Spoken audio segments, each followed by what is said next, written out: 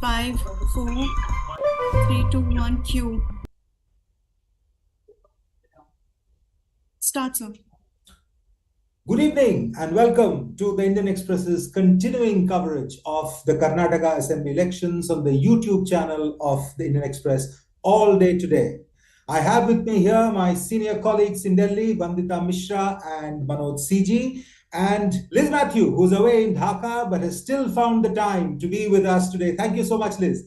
And shortly afterwards, they're not here today, right now, from Bangalore. Joining us will be Kiran Parashar and Akram M, who will be there shortly with us. So welcome to all of you. And we have had 2 rounds of discussions already on as part of our coverage through the day today, as the results were coming in. This is the final round, and now we can say that we are pretty sure of what the results are, short of the Election Commission's announcement. 136 seats for the Congress. It is the biggest victory margin that the Congress has had since 1989, that is 35 years, when Virendra Patil, I think, became Chief Minister. After that, when S.M. Krishna became Chief Minister in 1999, the Congress won 132 seats. That was still less than this time. So, this remarkable victory, I think it's only fair that we start with why and how. We'll first ask Manoj, and by the time we have our Bangalore colleagues joining in, Manoj would have wound up. Manoj, you did a wonderful piece for us on the website of the Indian Express, summing up the 5 or 7 reasons why the Congress has got the results that it has got. Would you start by summing up what you wrote in that piece for us? Thank you, Manojit. To sum up the strategy that went into the elections that resulted in the Congress victory, it was micromanagement at a different level. And since 2014, we haven't seen the Congress waging such an aggressive and such a sustained campaign. To start with, it is not that the campaign started just 2 months ago, 3 months ago. It started, I think, in the middle of last year. One of the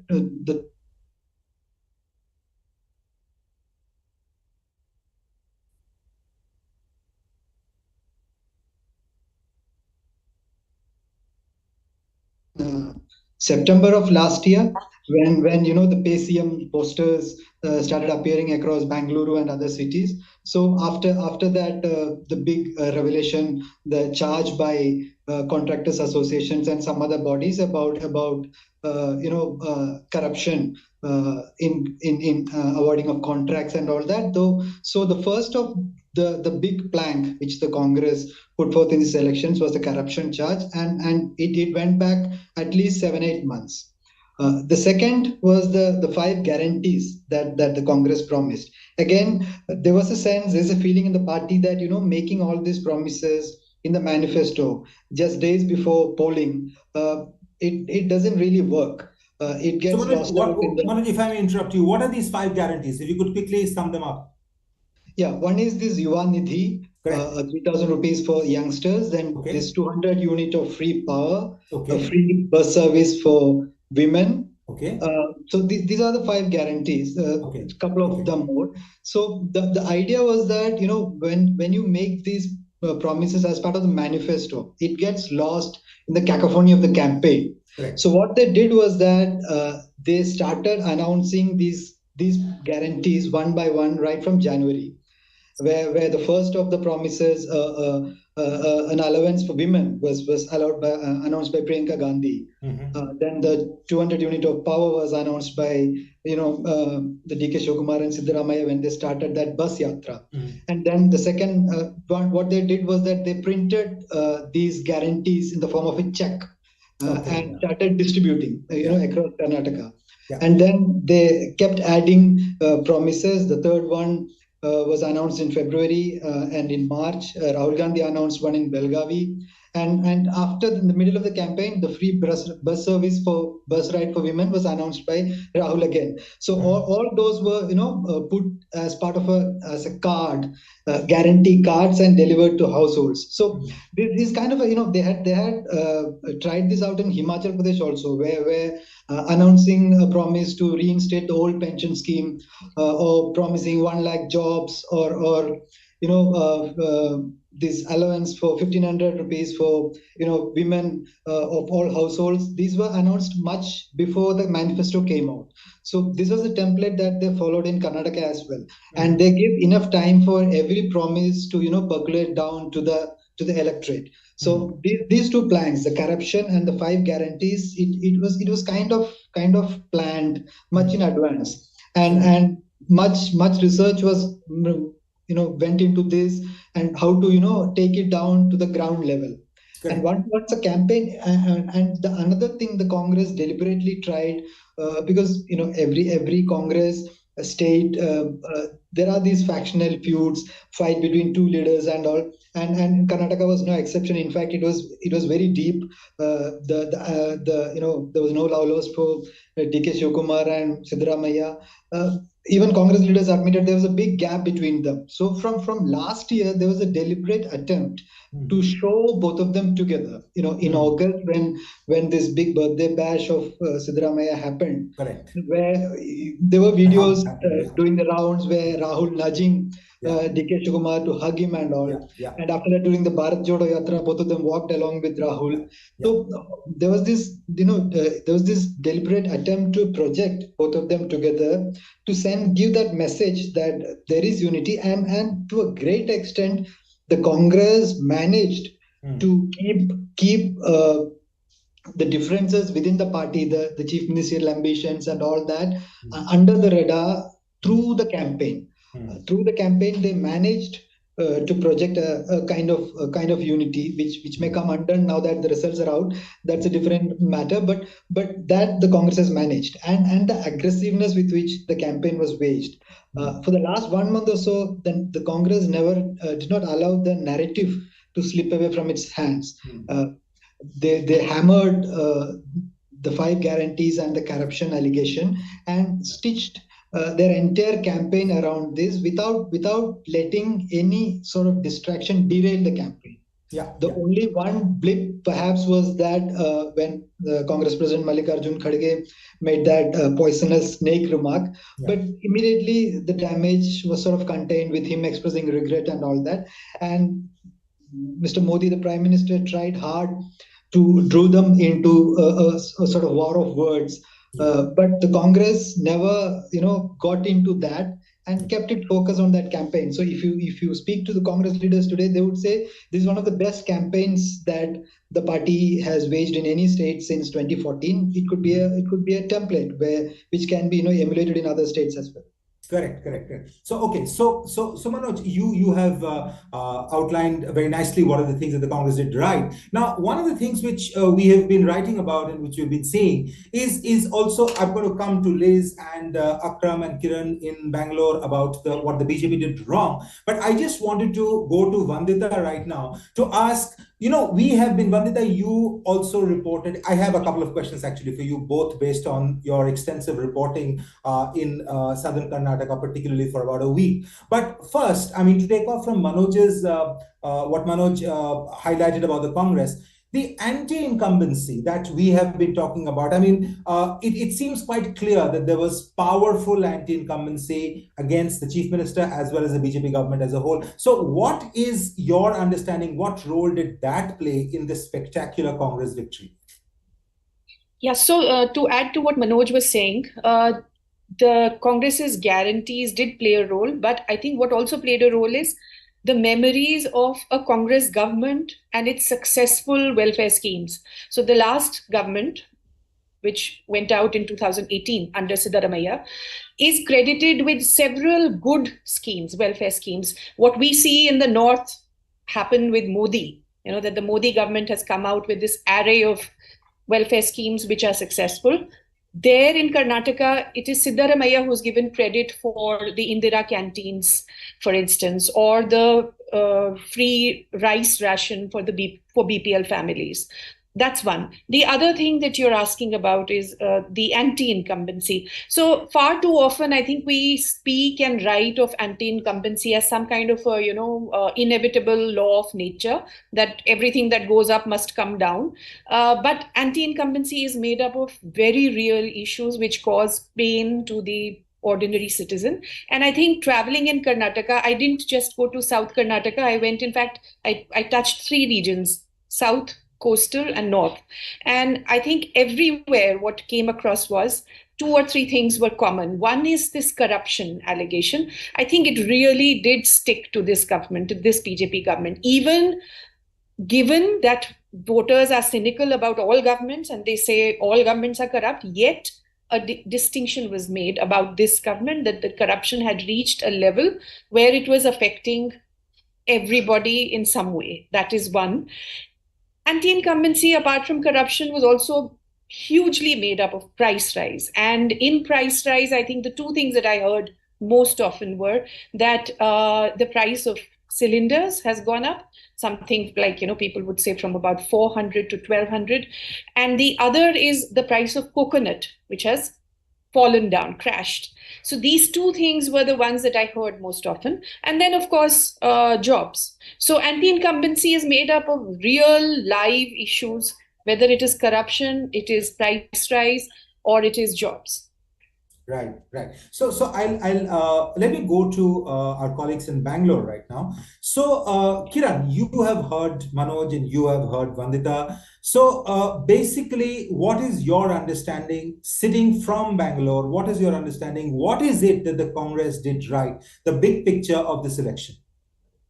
I was just speaking to some of the BJP leaders and as well as Congress leaders of asking like what went right and what went wrong. So when you say this corruption charges that played a crucial role in voting, one of the Congress leaders said that some people have voted to Congress out of anger than voting to Congress itself. So this was one of the reasons. And other things, some BJP leaders also mentioned that besides this 40% commission and corruption charges, a 6% votes, which was of JDS, was shifted to Congress, which has costed BJP as well.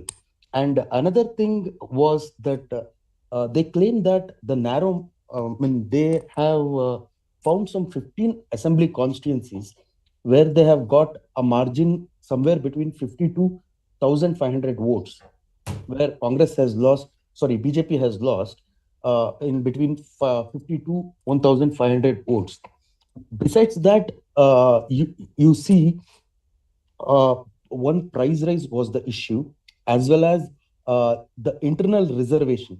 So the BJP was anticipating some kind of vote consolidation of SC and ST, especially in North Karnataka as well as Central Karnataka, with the increase of reservations. But they lost all this community support as well.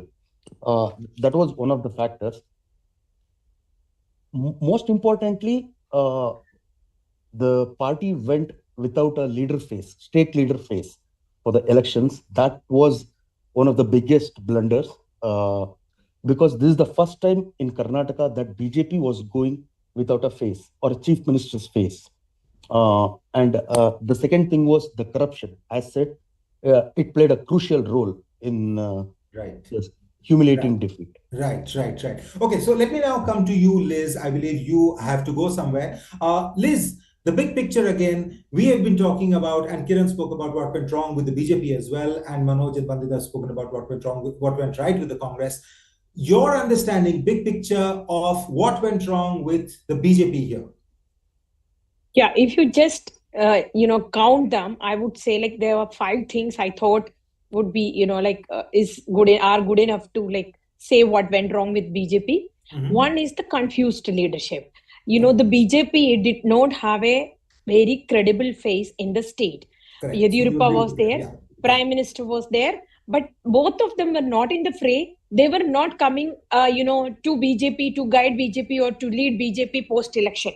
The people have differentiated that. That, the BJP actually appointed Bommai in order to prepare for this election. In 2020 itself, they have appointed Bommai.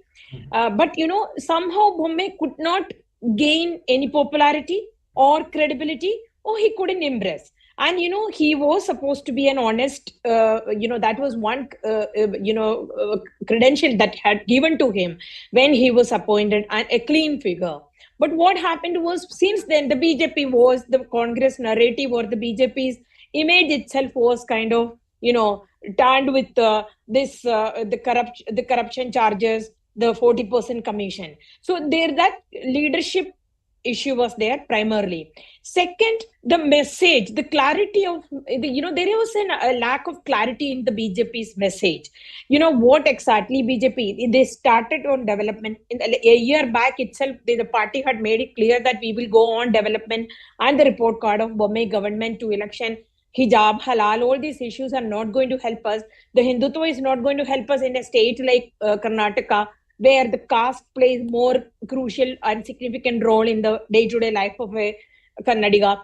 So they thought. But what happened was, in the course of campaign, BJP, started on Hindutva, but started on development. It didn't reach anywhere because they couldn't answer the questions on the price rise. They couldn't answer the questions on joblessness, or maybe the lack of the pace in the work which is in the local places. They somehow could not give that development story, even in a place like Davangere, where the smart city project is very good. It's very impressive, and a very swanky bus stand is there. But even then, people were not very happy. So this is like they were saying there was something else, because the price raise was that which is affecting their day-to-day life. Somehow it's kind of overshadowed. The third thing I would say that, the BJP's failure in countering the narrative the Congress has set, the corrupt image, as well as we are we are better than Congress in the Congress's welfare measures, where the BJP, Modi's welfare measures. The BJP, unfortunately for BJP, all the schemes and programs which the BJP tried to project in the state were from the center, by initiated by Narendra Modi, and had Narendra Modi's stamp on it. But the BJP, at the ground, the people are looking for what Karnataka government has done for us. So that, that the party has failed to set in a narrative or to counter the narrative set by the Congress. The fourth thing I would say, that over-reliance, too much dependence on Narendra Modi and the center, whatever policy initiatives and all. It was Modi all over, because throughout, Vandita also would agree, and the people our colleagues in Karnataka also will agree. BJP was expecting, from May 1st onwards, when Prime Minister Modi comes, everything is going to turn, the wind is going to turn towards, against them and for us. So that actually didn't happen, because people were clearly differentiate between a center election. Prime Minister Modi is still popular. Even if the impression I got was, even if after a month the Lok Sabha election happens, BJP will do very well.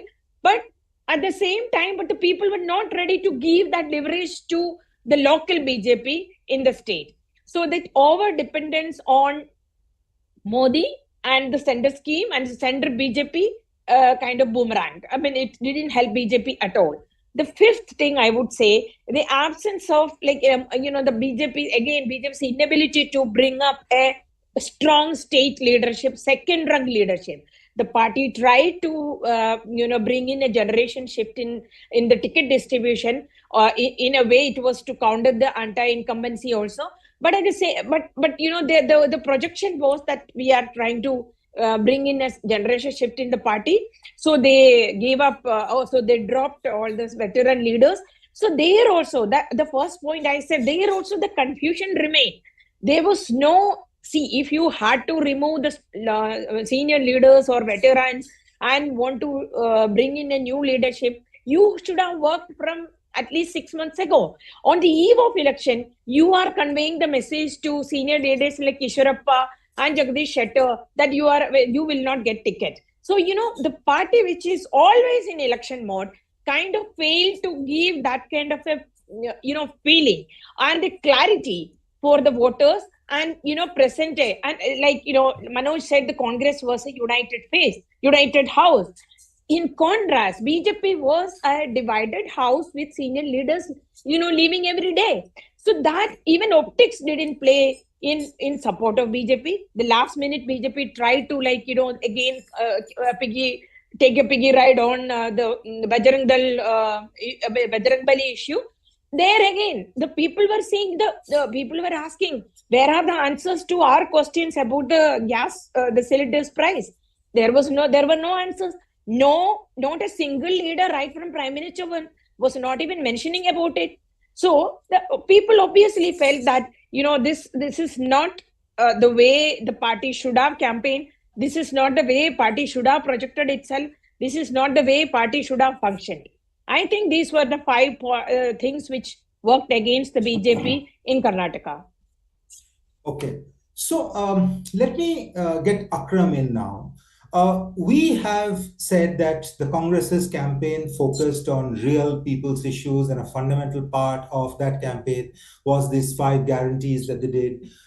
Free electricity up to 200 units, and gas, and free rides for women in buses, etc. Now, an election campaign is one thing. There are a couple of questions that the Congress will actually be grappling with right now. One, which I'd like both you and Kiran to sort of explain to us about, the eternal question of leadership, even though I would imagine that most people are now beginning to say that it will probably be Siddaramaiah and that Shivkumar will not press his claim. But I'd like to have your perspective on that. But before that, Akram, I wanted to know from you, all these welfare promises, Karnataka is not exactly rolling in cash. Once the actual business of governance starts, what sort of problems and issues can be foreseen or be feared or apprehended if it is to go about, which it will, all these promises that it made during the election and which actually got it this victory? Akram, we can't hear you. Yeah, sorry. All the 5 guarantees that the Congress has promised, it has said that it will fulfill it in its first cabinet meeting. So one of the questions posed to the Congress was, where will it get the money from? And the Congress has estimated that it would cost around 50,000 crores to fund all these guarantees that the Congress has made. Definitely these guarantees has helped the Congress in this election, especially in terms of women's vote, because that rupees 2,000 per month for women head of the family appears to have had some benefit, reap some dividends for the Congress, so to speak. So one of the arguments that Congress makes when it comes to how it will fund these welfare schemes is to say that Karnataka contributes around 3.5 lakh crores to the national exchequer every year. Mm-hmm. And in contrast, it is getting 47,000 or 48,000 crores. So they are demanding that their share be increased so that they can fund all these welfare schemes. And also, there were some of these welfare schemes, such as the 200 unit free electricity, will have a catch, because according to some sources in Congress, the free limit will be only till 200 units, and if you're consuming 201, then you have to pay for 201 units, and not the 1 unit extra unit that you Punjab and Delhi as well. Yeah. So what it will do is, I think it will cut down the outgo from the state exchequer to some extent, because the larger consumption implies the government has to pay more for the family. So if it is only 200 units, I think the government thinks it can keep that in balance. So as far as financing this is concerned, I think it will be a challenge, but Congress feels if it gets the rightful share that it should get from the center, then it will be very easy to finance these welfare schemes. So though this we have to wait when they will announce it, because the first cabinet meeting is still at least a week away, because the Congress Legislative Party is meeting tomorrow to elect a leader. But I think they will they will fulfill the guarantees, because when Siddaramaiah became CM in 2013, he had some 10 or 12 promises that he cleared in the first cabinet meeting itself. So looking at the track record when it comes to fulfilling these guarantees, I think it will be cleared in the first cabinet. But the long-term financial implications of it, especially at a time when the debt of Karnataka has grown, remains to be seen. Correct. Okay, so you mentioned Siddaramaiah. Kiran, if I may ask you, is Siddaramaiah going to be the next CM? Is that a done deal? Siddaramaiah has definitely got a good edge. But we will need to see how D.K. Shivkumar also acts. So one is that D.K. Shivkumar will be a strong contender, because after when he took charge as the president of KPCC state chief, it was a time when all these Congress MLAs joined BJP, and in the bypolls, most of these MLAs won for BJP, and Siddaramaiah was in no mood to continue as the state chief. So it was then D.K. Shivkumar took charge as the KPCC chief. So now he'll also throw his hat, and it won't be an easy task for the High Command also to decide. However, Siddaramaiah has a good edge that he could be the next chief minister's. He could get into the chief minister post. Okay. Kiran, sorry, Akram, do you agree? To add something to that, because like D.K. Shivkumar, it's because he's already in the radar of all these investigating agencies. Okay, so he's been investigated by IT, CBI is behind him, ED also has a money laundering case against him. So there are worries in Congress ranks that if he is elected CM, then it will be a matter of time before BJP finds excuses to arrest him and put him back in Tihar jail where he was in 2019. So they might consider Siddaramaiah to be a safe bet. But again, like as BJP does, they could swing a surprise to let's have a Dalit CM, because Dalit CM has been one of the demands in Karnataka for a long time. So there are some leaders who fit the bill to be the Dalit CM or the Lingayat CM. So Siddaramaiah and D.K. Shivkumar are obviously the favorites. But if BJP, Congress takes a leaf from the BJP's book, then it will be a different game altogether. Okay, that's interesting. Well, the Charanjit Singh Channi experiment in Punjab didn't quite work, Manoj. So, Manoj, I wanted to come to you. You covered Rahul Gandhi's Bharat Jodo Yatra quite closely in Karnataka. He traveled through how many? About 21 of the constituencies that were there in this election. Now, Congress, I mean, the scale of the victory is so big that they have won probably 17 or 18 out of these constituencies, maybe more. During the Bharat Jodo Yatra, the general refrain, including from you, is that we don't yet know. Okay, fine, he's drawing some response. There are people there, but we don't yet know. We have to see whether it actually converts into electoral success, which in Rahul Gandhi's case has often been not quite there. So, has Rahul Gandhi proved himself? Mr. Gandhi's yatra was in Karnataka for 22 days. If you count the rest days, it goes up to 27. So, I mean, you'll have to agree that Bharat Jodo Yatra passing through Karnataka did energize the cadre, as did, around August, Independence Day last year, the Congress had taken out freedom marches across the state. And before that, Mr. D.K. Shivkumar had taken out a Mekedatu march.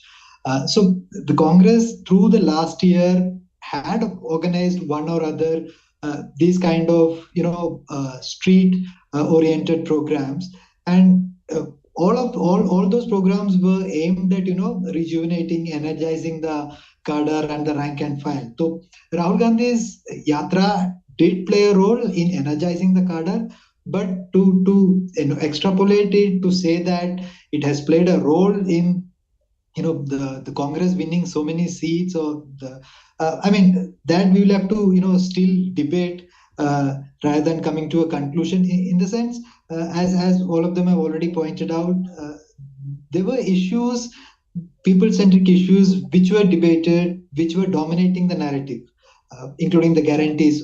Vandita spoke about price rise, unemployment, all these guarantees are linked to that.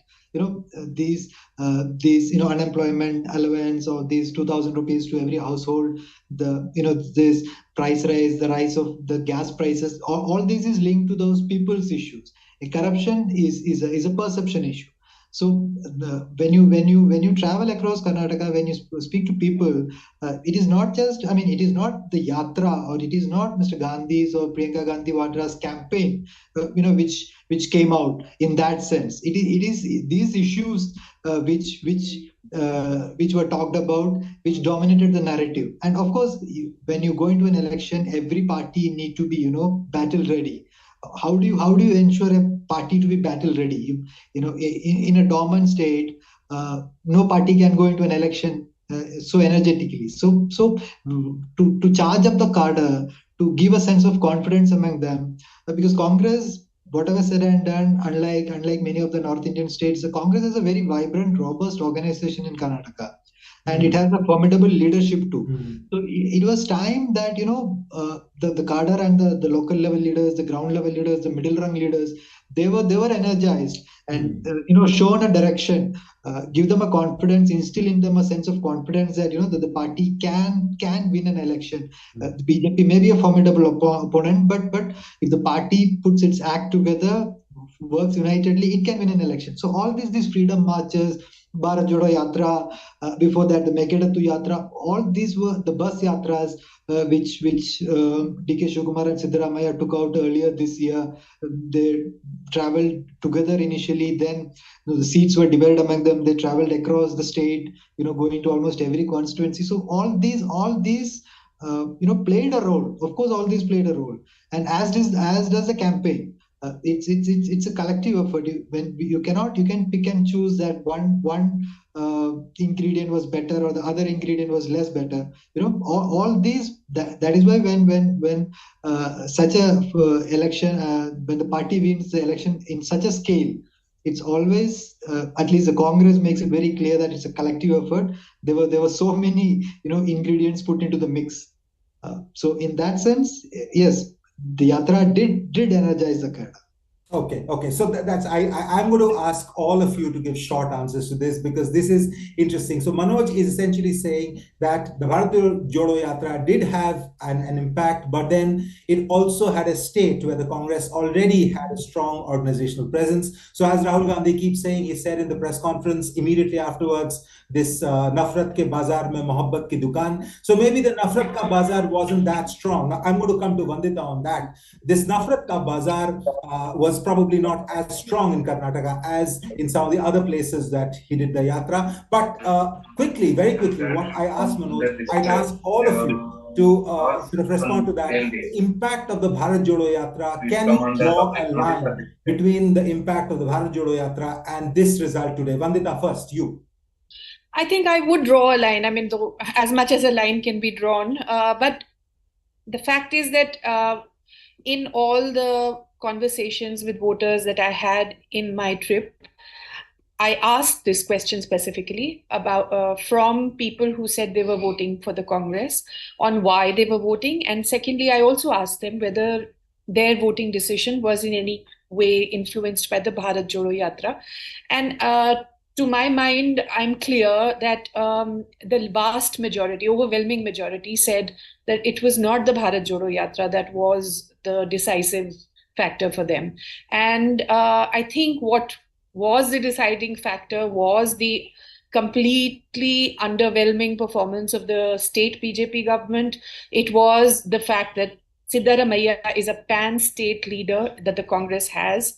It was that the Congress's Ahinda coalition held together over years. It was that even as the Congress's organization has withered away in other states, it has remained robust in Karnataka. So it is that, price rise, as we mentioned earlier, jobs, corruption, all of that. But the Bharat Jodo Yatra, no. Okay. Liz.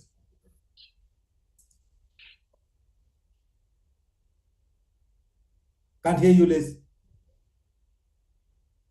I think there is. Now. Yes. Go on. Yeah. I mean, you want me to say Bharat Jodo Yatra had an impact, straightforward, right? Straightforward. I mean, I feel that, like, I agree with Manoj to an extent, because party was already in, it is a good, robust organization. But, in Kerala, the Congress had equally a robust or a strong organization, but still lack of leadership, lack of proper messaging. It actually affected Congress's prospects in the state. But in Karnataka, it is not just one factor or another. I agree with Vandita. Of course, Siddaramaiah was he was the most popular leader when it comes to the Congress leaders. And, D.K. Shivakumar is known as a very good organizer, but he does not have a very popular image.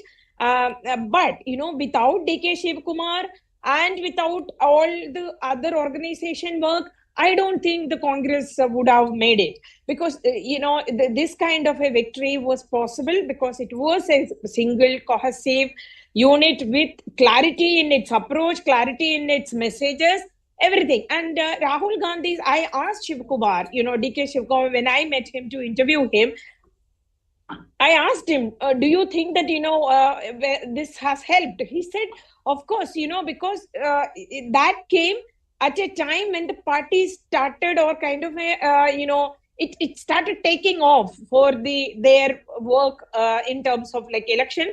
That was the time. So he was there for a long time.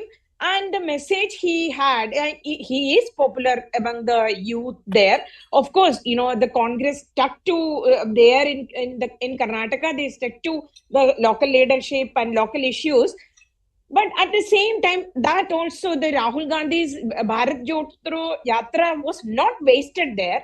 Of course, it had an impact, but everything worked together. I will, like Manoj said, it's just like D.K. Shivkumar's organization skill, Rahul Gandhi's, that kind of an inspiration, plus Siddaramaiah's leadership, the messages, the welfare measures, and the goodwill.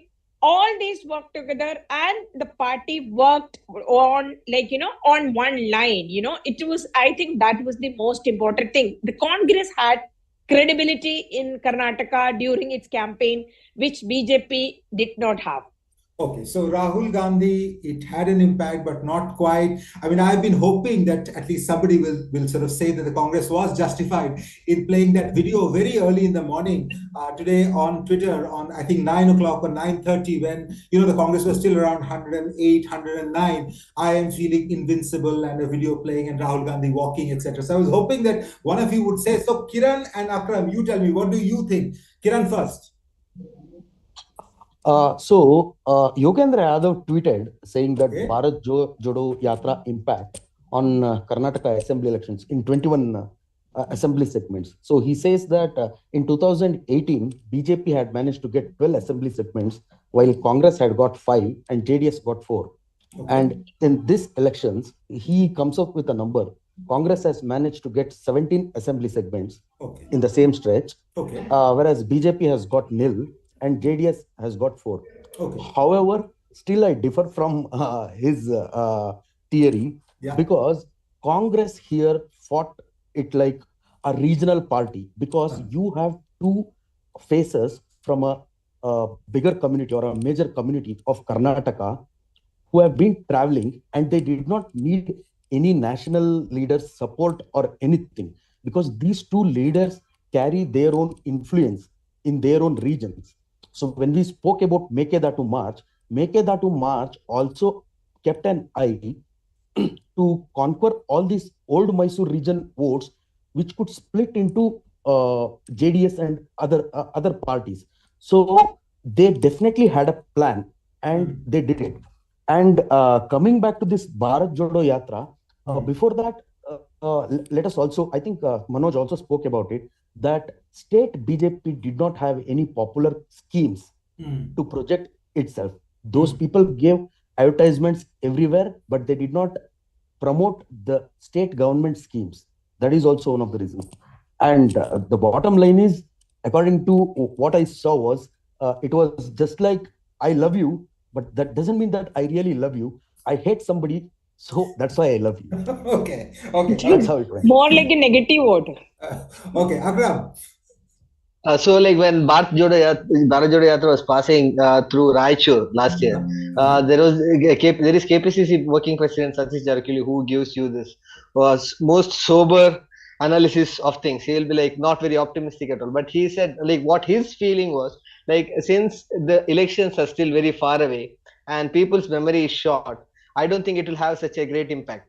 And I don't believe it is due to Bharat Jodo Yatra that Congress has won so many seats in these constituencies.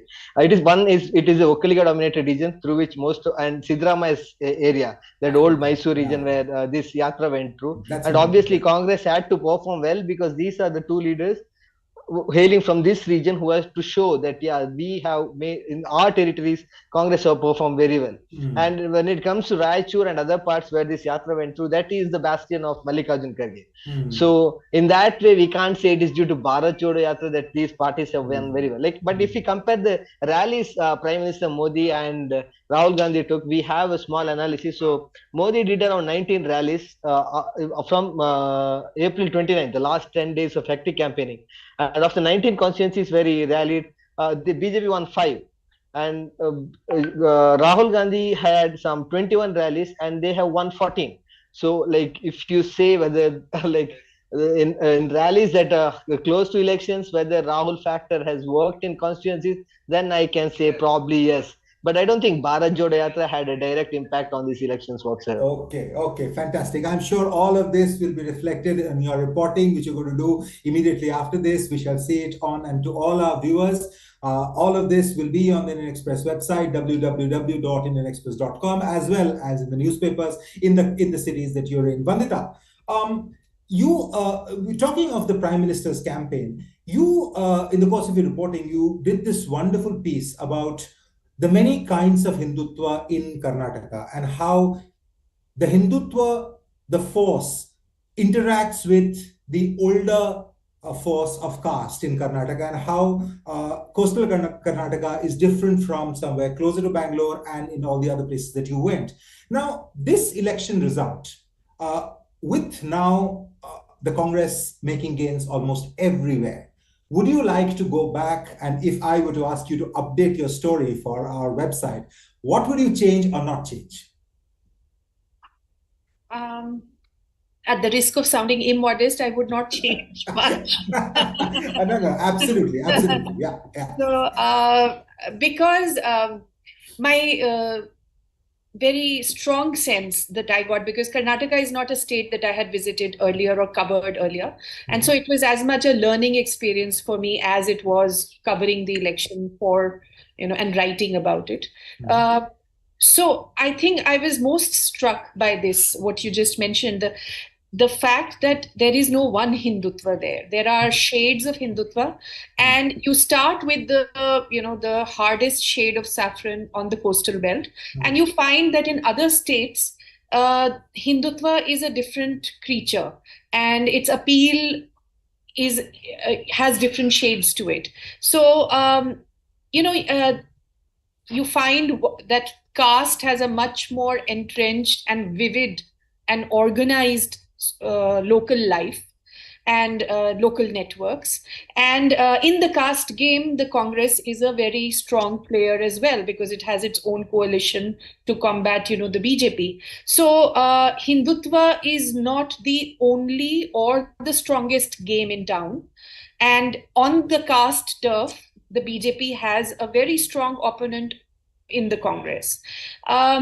The reason why Hindutva became strong on the coastal belt or dominant in the coastal belt is specific to the coastal belt. As you go away from the coastal belt, it becomes evident that the BJP has a distance to cover between Hindu and Hindutva.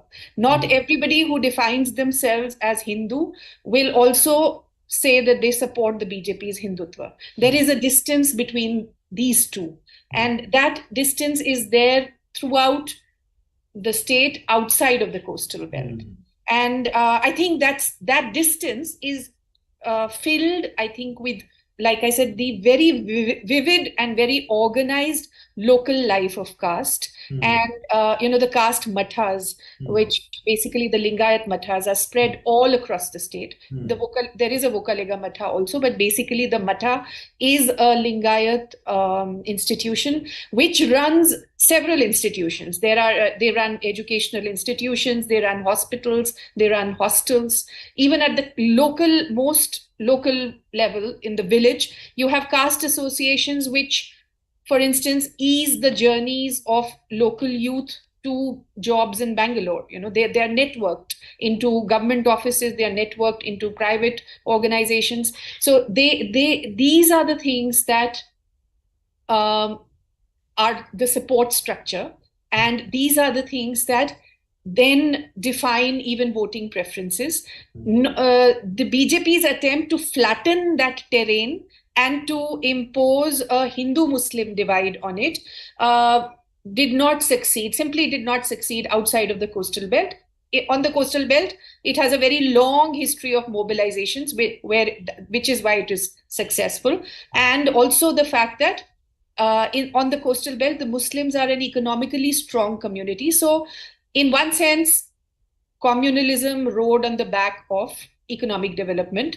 It was a combination, but those circumstances do not obtain outside. And for the BJP,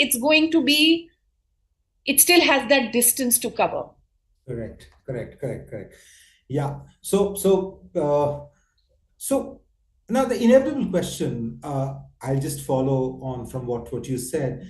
We have actually got a viewer writing in, Mr. Rishabh Gautam, thank you for writing. What can we expect about 2024 on the basis of the Karnataka election results? Now, this is a question which I'm sure all journalists are asked all the time. And all of you grizzled veterans of the trade, all of you know that extrapolation is a mug's game. It's not something that you should be doing. And you may get it right, you may get it wrong, but you'll get it wrong in the ultimate analysis. But still, I am going to push all of you. Manoj first. Is the Congress supporter justified in hoping that you've got 3 more state elections coming up, big state elections coming up this year, Rajasthan, MP and Chhattisgarh. On the basis of Karnataka, is there hope out of Bharat Jodo and out of other things? All the things that you spoke about, now the welfareism, we have seen it in Himachal Pradesh, we've seen it in Karnataka, the focus on hyper-local issues, we've seen it there, we've seen it here. It is to be expected that the same template will be followed in these 3 elections as well. On the basis of what we have seen today in Karnataka, very quickly, do you have an assessment? From a Congress worker point of view or a Congress leader point of view, of course there will be hope. Because remember, it's a party which has not won a single state election since 2018, barring the recent victory in Himachal Pradesh. They have been battered very badly even in a state like Kerala, where the Congress and the left-led alliance alternates every 5 years. So from that point of view, they have won 2 states within a span of a few months. For them to have this hope that the party is on a electoral revival, and there is this perception, this narrative that when it comes to a straight fight between the BJP and the Congress stands nowhere. So both in Himachal and now in Karnataka, the JDS is not that big a force to reckon with in that sense, because the Congress, by remaining largely silent on the JDS without calling it a B team or a C team or anything like that, they had kind of made the Karnataka battle into a BJP Congress fight. So there is hope from a Congress point of view. Of course, they have beaten the BJP twice, and now moving into the state elections, which will be coming up this year. These are all states where at least 3 of them, Rajasthan, Madhya Pradesh, and Chhattisgarh, 3 of the states, Telangana, we cannot follow this pattern, but at least these 3 states are where the Congress has a robust organizational presence and good leaders.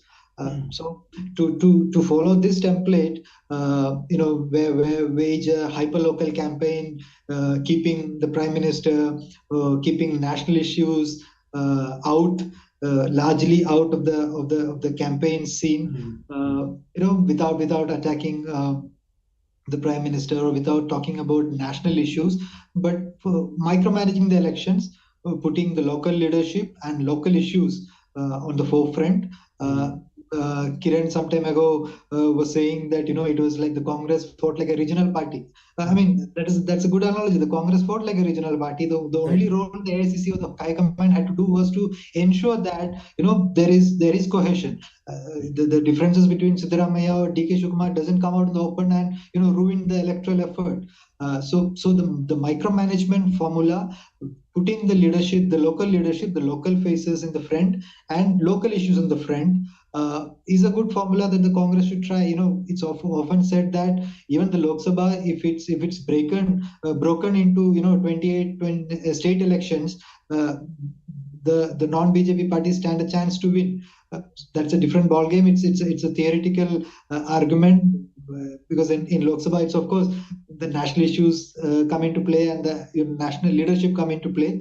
But at least in state elections, the Congress can follow this template, where instead of attacking the center or instead of attacking Prime Minister Modi, if they keep it local, hyper local, cater to the issues that which are mostly coming up from the ground, which are spoken about, then I think the Congress should have hope. Okay. Vandita, I will not ask you to look to 2024. That's a totally different ball game. But closer, these 3 state elections, what do you think? Do you agree with Manoj? Which state election, sorry? So Rajasthan, Madhya Pradesh and Chhattisgarh, these are the states where the Congress is in the game. I mean, Telangana, I'm not sure. But Rajasthan, Madhya Pradesh and Chhattisgarh. Right. The Congress is in the game in all 3 actually. And the Congress is not withered away like it has in some other states. But, I would also caution against very black and white takeaways, because if you remember in the last to last Gujarat election, the Congress had gone in the last Gujarat election, the Congress again ran a very localized campaign. Correct. But that didn't work. Yeah. So there are several things that have to come together for things to work for the Congress. But what this Karnataka victory will do, of course, is to help those things to come together, help those several things to come together. I don't think the Congress would be doing well to take one lesson from this. There are several lessons. Many things have to come together for them to function well. And if I may just go back to that earlier question you had asked me about the many Hindutvas. Right. I just wanted to, I just thought of an example which sort of sums it up best. Right. So there was the Tipu Sultan controversy, of Hindutva running up against the caste wall in Karnataka. So in the old Mysore region, the BJP did try to reinvent the Tipu story to say that 2 Vokaliga warriors, 2 fictional, in fact, Vokaliga warriors, they fought Tipu, and that Tipu was actually a anti-Hindu ruler. Yeah. And this story came up against resistance from the local mutt, the biggest mutt of the Vokaligas. So I'm saying that's how the Hindutva narrative kept coming up against the caste wall there. Yeah, absolutely. So we are running out of time. So I just wanted to ask our colleagues in Bangalore the same question that I asked Manoj and Vandita. So sitting in Bangalore today, rare Congress victory, major Congress victory, would Congress workers what would they be expecting in the Congress campaign in the 3 states that are coming up later this year? Kiran?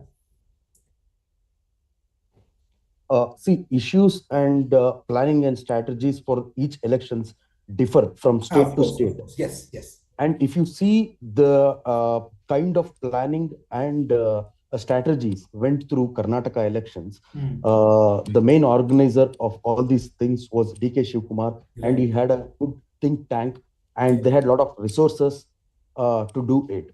So, and this has been there since 2021. So this, whatever the dividends that they have got, is because of 2 years rigorous campaigns against the ruling government. And also, which I wanted to point it out, during the election campaigns, what we observed was the Congress was trying to highlight the state issues, whereas the BJP was speaking about national issues, China, Pakistan, Kerala story, all these things. Mm. So as a voter for Karnataka Assembly elections, that becomes very immaterial to me, or it becomes very much irrelevant. For that, I will vote in my Lok Sabha votes, right? So I don't have to do that. So that was one thing. And for Chhattisgarh and all these things, I'm sure that there will be a different issues altogether. Yeah. Probably one thing that Congress should not do is, which they have done it in the past as well, that assuming that this win could just lead to another win. Okay. That will not happen. Okay. Once you get out of this territory, you are going to a new territory. Yes. It will have its own features. It will have its own characters, and you need to just adapt to the situation and play with it.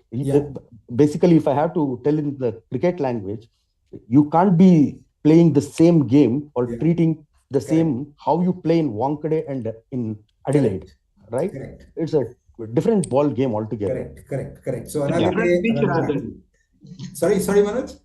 I said it's a different pitch.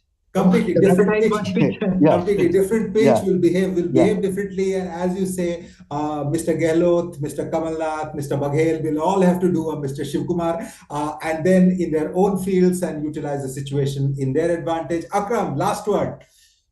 From Bangalore, looking to Raipur, looking to Jaipur, looking to Bhopal. Okay, looking at Rajasthan, I don't think it's very like Congress would like to be the state where it is right now, considering Sachin Pilot is taking out of Padayatra and all. Okay, like I don't know what will happen in those states because it's too early to say. But I can just comment on what might happen in 2024 because in 2019, Congress JDS there is a Congress JDS coalition and the coalition lost very badly, and Congress just won one seat of the 26 and there is one independent. So maybe like a year from now when the Lok Sabha elections are around, Congress might be winning more than one seat in Karnataka, maybe 2 or 3. No, it will be a better fight is what I'm trying to say, because what happened last time around when Congress and JDS were in the coalition, whether the party workers were not too keen on working for the other candidate. If he's from Congress, then the JDS workers are not keen on working for that Congress candidate, and vice versa. So I frankly don't have any views on what will happen in Chhattisgarh or Madhya Pradesh or Rajasthan. Absolutely. But I can just say absolutely. That's exactly what good journalists should do. Not have any views. Basically, go to the ground, do the reporting, and do all the wonderful work that you've been doing. So all our viewers. Thank you for tuning in, and do please read the IndianExpress.com, the wonderful reporting that all your panelists right now, as well as all the other people who are covering this election, have done and will continue to do. Thank you very much, Manoj CG, Vandita Mishra, Kiran Parashar, Akram M. It was wonderful. Thank you so much. Thank you.